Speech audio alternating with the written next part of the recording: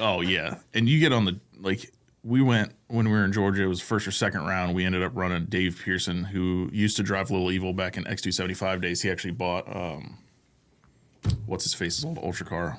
Bill? The black. No, the green one. Oh. I can't remember his name right now. Oh,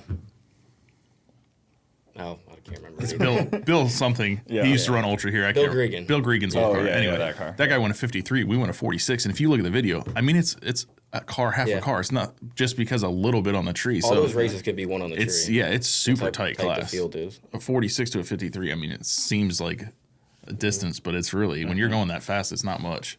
Yeah, I watched James get treed one time. It was just a triple O to like an 08, and it was a huge difference on that deal. Yeah, and that's how John Sears wants those races to be. Tight. His rule sets, people complain a lot, dude, and it's great though. I would say Ultra Street is probably look how close these classes are right now.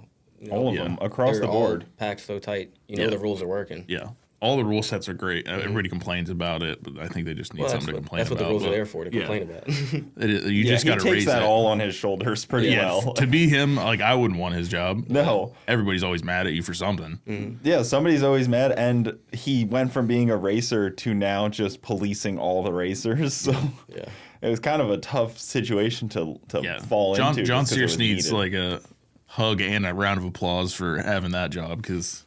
Yeah, you were at World Cup dealing with that. Oh, yeah. My God. Checking people's turbos and stuff, like, on all those cars. Like, it's one thing on the Ultra Street cars where it's like, they all kind of are pretty easy at teching.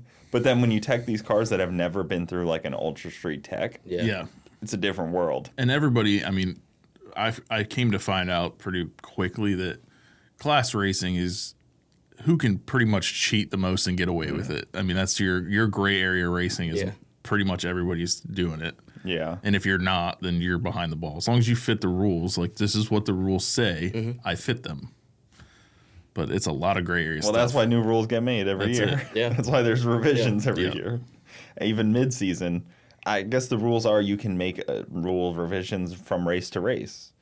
Yeah, right? it's racer, director or... tech specific. Like you roll through something and he doesn't like it. If it's not in the rules, he can basically say no. Because it's interesting because like you would think, okay, these are the rules for the year. If I fit it for the year. But you can win a race and get weight put on you before the next race. It's not a typical thing that they would do something like that, obviously, because you irritate a lot of people. But yes, you can do something like that. One of the weird ones from this year was they made us a rule for the nitrous cars. They couldn't have brass jets anymore, which was that's a weird rule, but okay. But they didn't. A lot of them, like if we were just depending on what kind of nitrous nozzle you had, you couldn't fit a stainless jet. They had to be made. So like that car, we had to have them made, and nobody's making them. Stainless jet, the first set shows up and they look horrible. So you're like, well, I'm not putting those in. And then we got like 2 or 3 more sets, and the one set none of them pinned the same. They were all off. So I'm like, I'm not putting those in. So I had put just the closest, the ones that were all as consistent as could be in the car, which I don't know if they flow the same as the brass jets we had in it. So I was going to say, somebody would want to flow test all that. Anyways. I wanted to flow the car beforehand, but we took the car to tech. He made us do it right there. So, and they paint marked the thing. So I'm like, all right, well, we're already running behind because we had missed a day of qualifying. So we ran the car and it went fast. So I'm like, all right, we'll leave it. Everything looks good. We'll just leave it alone. But I think they do flow a little bit less than what we had in there. And the concept was brass jets start to wear out over time and open up, maybe? I mean, they're more... I think the concept temperature swing they change? They're easily modified. They're easier to modify, I think was their concept there. I figured it was because maybe temperature change. I don't know the whole reason. Could be. I mean, this is just... I didn't ask. This is just my thought, is they're easily modified. You can modify the jet. It'll still pin right, which... whatever. If it pins, it pins. But now we have a stainless jet that... We're running a 46. We can run a 48 jet. So I would like next outing, we're going to put a 48 jet in it. So you're even not jetted all the way. Yeah, no, we were running 46 because we thought initially the motor was, I was like, dude, this thing's already super sensitive. Like, we got to put more to it. I don't want to be riding the hairy edge. Now I know not the case. We can throw a lot more at it and we'll be okay. Yeah, because you've already had to put pistons in that.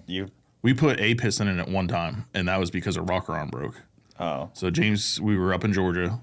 He took the car out to test it at Bradenton for some reason, and what was happening in the burnout, there was a burnout button was tied to the line lock. As soon as you let go of it, the RPMs would sling up real fast and snap a rocker arm off. So that's what had happened. He didn't notice it. It rolls in because he was by himself. Rolls in, makes a hit. It sucked in a bunch of fuel into that cylinder and lifted the ring line right off of it.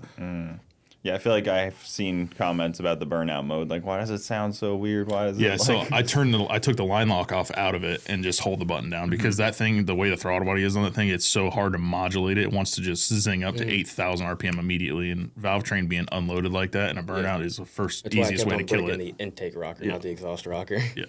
So now it's got steel rockers on it too instead of aluminum. Guys, thank you for tuning in to the Bogetti Clips YouTube channel. For the full podcast, check us out on Bogetti Studios YouTube and all your audio platforms. Also, hit that subscribe button to not miss out on any of the new Bogetti clips coming up.